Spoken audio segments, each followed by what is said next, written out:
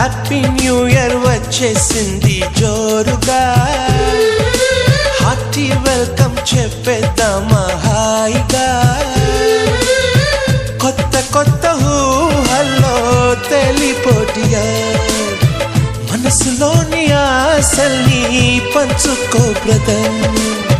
గుండెలోని భావాలు గుప్పుమన్న ఈ వేళ, కదిలల్లే కాలపు కన్నెకి టాటా చెప్పుదామా. జనవరితో అడుగులు వేస్తూ ముందుకి పోదామా.